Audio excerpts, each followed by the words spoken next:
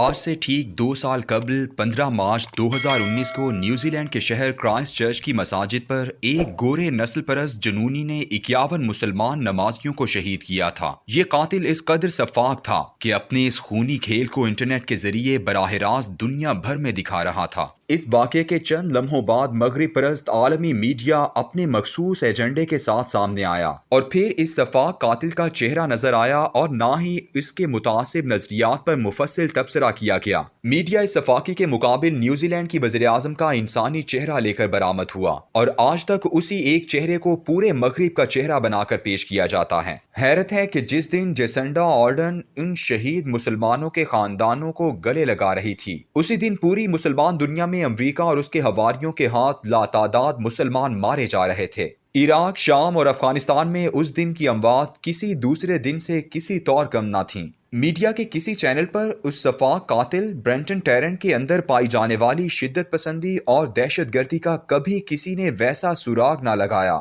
جیسا مسلمان دہشت گردوں کا لگایا جاتا ہے۔ میڈیا نے ایسا پہلی دفعہ نہیں کیا، بلکہ مغرب کے قاتلوں کی سفاکیت کو چھپا کر ان کا خوبصورت چہرہ جنگ عظیم دوئم کے زمانے سے ہی ہیروز کے طور پر پیش کیا جاتا رہا ہے۔ جنگ عظیم دوئم کے بعد سے اب تک گالی صرف ہٹلر کو دی جاتی ہے اور اسے ہی کئی کروڑ لوگوں کا قاتل بتایا جاتا ہے، لیکن دوسری جانب لڑنے والوں برطانوی وزیر اعظم چرچل اور امریکی صدور ٹرومین اور روز ویلٹ کو انسانیت کا محسن قرار دیا جاتا ہے، حالانکہ جنگ میں ان کی افواج نے بھی ہٹلر کی افواج سے کم لوگوں کو قتل نہیں کیا تھا۔ مغرب کے اس خوبصورت چہرے کے پیچھے جو مسلمانوں کے خلاف نفرت ہے، اسے میڈیا جیسنڈا آرڈن جیسی چھوٹی چھوٹی خوش کن مثالوں کے پیچھے چھپاتا رہا ہے۔ ایسے چند لوگوں کا انسان دوست چہرہ دکھایا جاتا ہے، لیکن انسانیت خصوصی مسلمانوں کے خلاف ان کے جرائم کا ذکر تک نہیں کیا جاتا۔ نیوزی لینڈ کے وزیر اعظم کا تذکرہ کرنے والے کبھی جارج بش اور ٹونی بلیئر کو بدترین خونی اور سفاک کرداروں کے طور پر کبھی پیش نہیں کرتے، جنہوں نے ایک جھوٹ کی بنیاد پر عراق پر حملہ کیا اور صرف 19 لاکھ لوگ قتل کر دیے۔ میڈیا بتاتا ہے کہ انہوں نے یہ سب جمہوریت اور انسانی حقوق کی بالادستی کو قائم کرنے کے لیے کیا۔ عراق میں ایک الیکشن کروانے کی اتنی بڑی قیمت ہے جو عراقی عوام نے ادا کی ہے۔ انسانی جانوں کی صورت اتنی بڑی قیمت تو سکندر، فرعون، نمرود اور چنگیز کی بادشاہت قائم کرنے کے لیے بھی ادا نہیں کی گئی ہوگی۔ صرف ایک ملک میں جمہوریت نافذ کرنے کے لیے 19 لاکھ لوگ قتل کر دیے گئے۔ مسلمانوں کے خلاف نفرت اور سفاکیت کا عالم یہ ہے کہ امریکہ اور مغربی ممالک نے کرونا کے دوران بھی معاشی بدحالی اور انسانی امداد کے نام پر دنیا بھر کے ممالک میں جن NGOs کو مدد فراہم کی ہے، ان میں اکثر ایسی تھیں جن کے ہاتھ مسلمانوں کے خون سے رنگے ہوئے تھے اور جن کا مقصد اسلام اور مسلمانوں کو صفحہ ہستی سے مٹانا تھا۔ جنوبی ایشیا میں امریکہ کے تازہ حلیف اور دوست بھارت کے لیے جن 5 تنظیموں کو امریکہ کی جانب سے $8,23,000 امداد دی گئی، وہ پانچوں نسل پرست متعصب اور قاتل ہندو تنظیمیں ہیں۔ امریکہ کی ایک سرکاری ایجنسی اسمال بزنس ایڈمنسٹریشن ہے جو چھوٹے کاروبار کے لیے مدد اور قرضے فراہم کرتی ہے۔ ڈونلڈ ٹرمپ کے زمانے میں 27 مارچ 2020 کو کانگریس نے ایک ایکٹ پاس کیا جسے Corona Virus Aid Relief and Economic Security Act کہا جاتا ہے۔ اس ایکٹ کے تحت $2,200 ارب مختص کیے گئے۔ اس ایکٹ کے تحت 2 اہم پروگرام EIDLA اور DAL بھی شروع کیے گئے۔ امریکی ایجنسی SBA نے بھارت سے منسلک جن تنظیموں کو امداد فراہم کی، ان میں پہلے نمبر پر وشو ہندو پریشد امریکہ ہے۔ امریکہ میں اس تنظیم کے 23 دفاتر ہیں اور یہ بھارت کی راشٹریہ سیوک سنگھ کی ذیلی تنظیم ہے۔ اس تنظیم کو $21,430 امداد دی گئی۔